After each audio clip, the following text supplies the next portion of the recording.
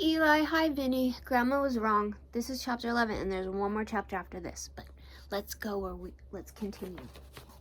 Arriving within sight of the old home, he rested on his oars and surveyed the land cautiously. All seemed very peaceful and deserted and quiet. He could see the whole front of Toad Hall glowing in the evening sunrise, as the pigeons settling by twos and threes along the straight line of the roof, the garden, a blaze of flowers, the creek that led up to the boathouse, the little wooden bridge that crossed it all tranquil, uninhabited, apparently waiting for his return. There it is. He would try the boathouse first, he thought, very warily. He paddled up to the mouth of the creek and was just passing under the bridge when, crash!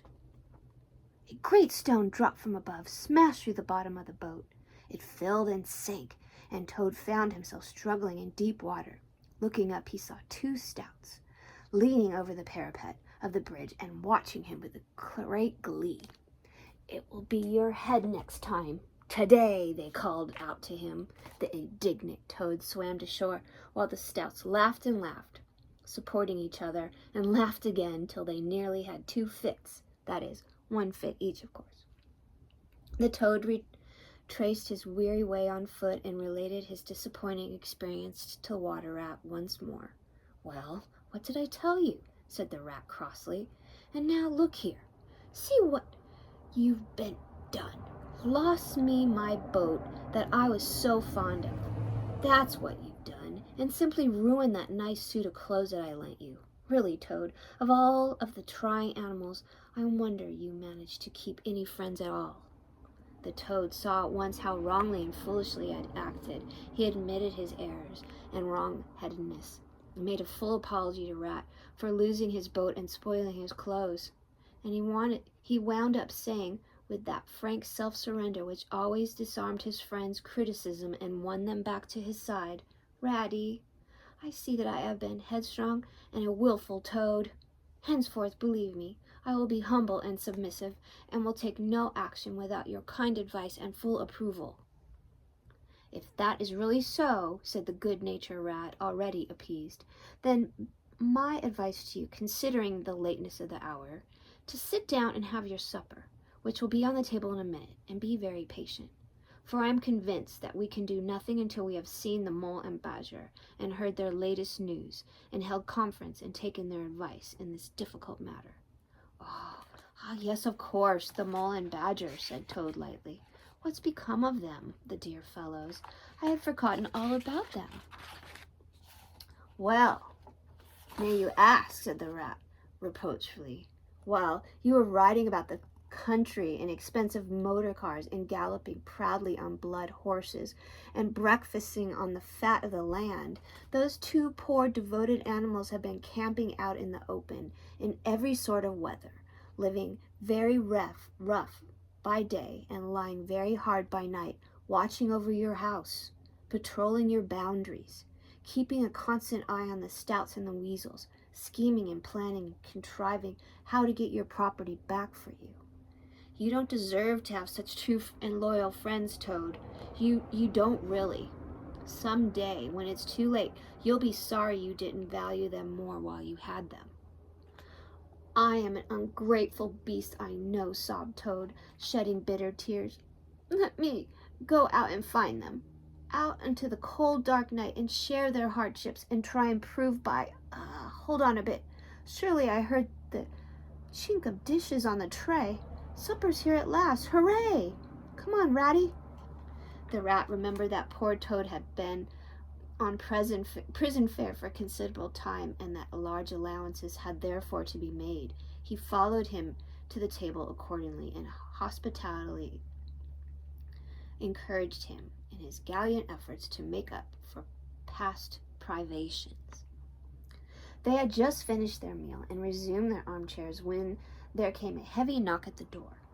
Toad was nervous, but the Rat, nodding mysteriously at him, went straight up to the door and opened it, and in walked Mr. Badger. He had all the appearance of one who for some nights had been kept away from home and all its little comforts and conveniences. His shoes were covered with mud, and he was very looking very rough and tousled.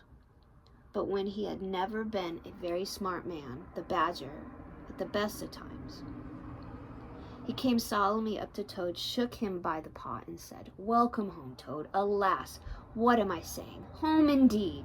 This is a poor homecoming. Unhappy Toad."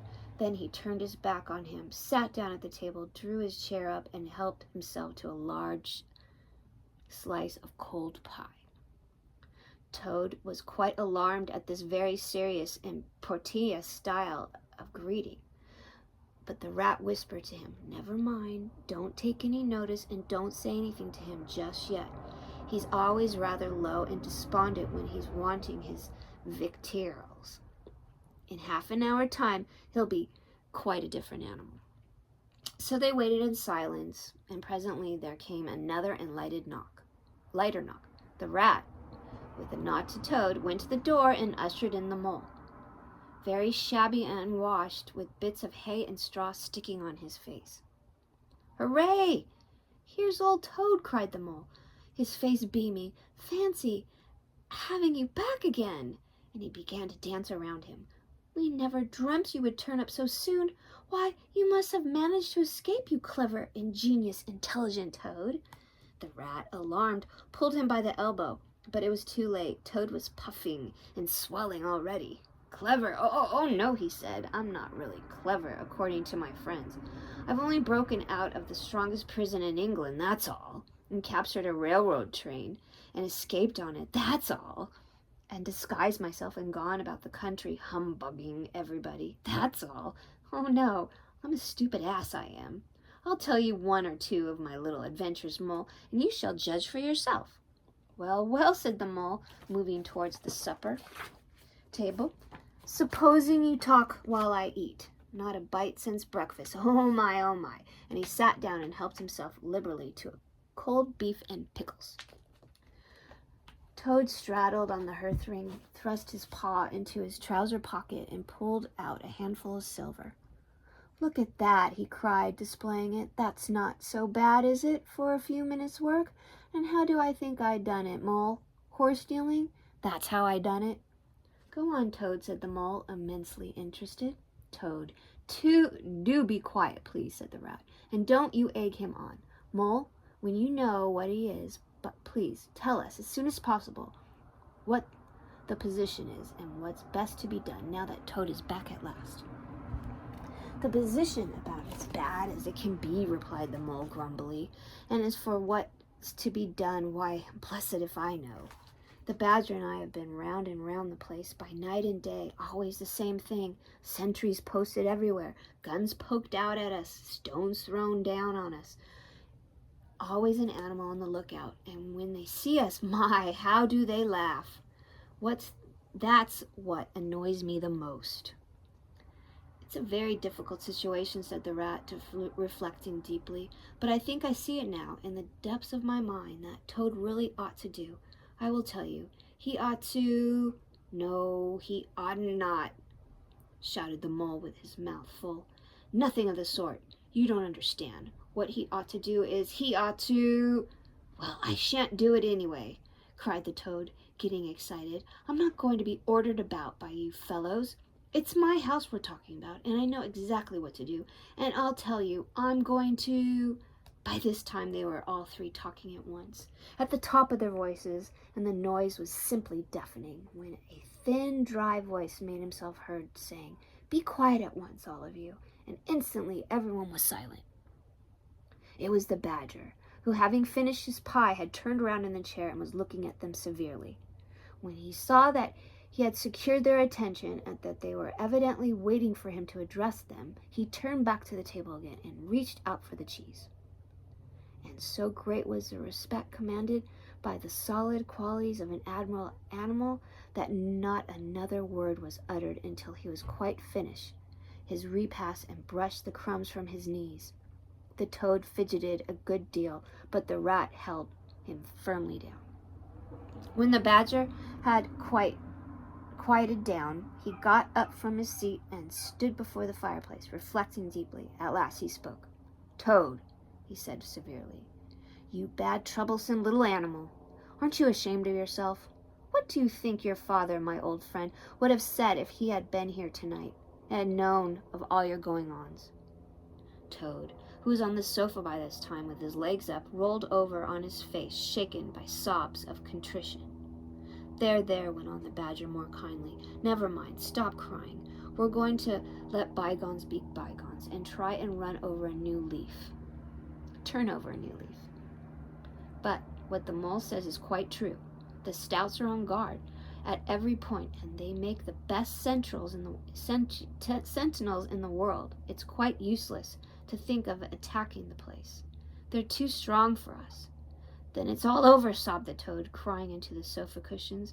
I shall go and enlist for a soldier and never see my dear Toad Hall any more. Come, cheer up, Toady, said the Badger. There are more ways of getting back a place than taking it by storm. See, they're all talking about it. I haven't said my last word yet. Now I'm going to tell you a great secret. Toad sat up slowly and dried his eyes. Secrets had immense attraction for him because he never could keep one, and he enjoyed the sort of unhallowed thrill they experienced when he went and told another animal after having faithfully promised not to. There is an underground passage, said the Badger impressively, that leads from the river bank quite near here, right up into the middle of Toad Hall. Oh, nonsense, Badger, said Toad rather airily. You've been listening to some of the yarns they spin in the public houses about here. I know every inch of Toad Hall inside and out. Nothing of the sort, I do assure you. My young friend, said the Badger with great severity. Your father, who was a worthy animal, a lot worthier than some others I know, was a particular friend of mine, and told me a great deal he wouldn't have dreamt of telling you. He discovered that passage. He didn't make it, of course. That had been done hundreds of years before he ever came to live there, and he repaired it and cleaned it out because he thought it might come in useful someday in case of trouble or danger. And he showed it to me. Don't let my son know about it, he said. He's a good boy, but very light and volatile in character, and simply cannot hold his tongue. If he ever in real life fix, and it wouldn't be of use to him, you may tell him about the secret passage, but not before. This is exciting. The other animals looked hard at Toad to see how he would take it. Toad was inclined to be sulky at first, but he brightened up immediately, like the good fellow he was. Well, he said, perhaps I am a bit of a talker. A popular fellow such as I am, my friends get around me, we chaff, we sparkle, we tell witty stories, and somehow my tongue gets wagged. I have a gift of conversation, I've been told. I ought to have a salon, whatever that may be. Never mind, go on, Badger. How's that passage of yours going to help us? I found out a thing or two lately, continued the Badger. I got Otter to disguise himself as a sweep and call at the back door with brushes over his shoulder, asking for a job. There's going to be a big banquet tomorrow night. It's somebody's birthday, the Chief Weasel's, I believe, and all the weasels will be gathered together in the dining hall, eating and drinking and laughing and carrying on, suspecting nothing. No guns, no swords, no sticks, no arms of any sort, but the sentinels will be posted as well, remarked the Rat. I think this might be a good part. We can finish more tomorrow. I love you, sweetheart. Mwah!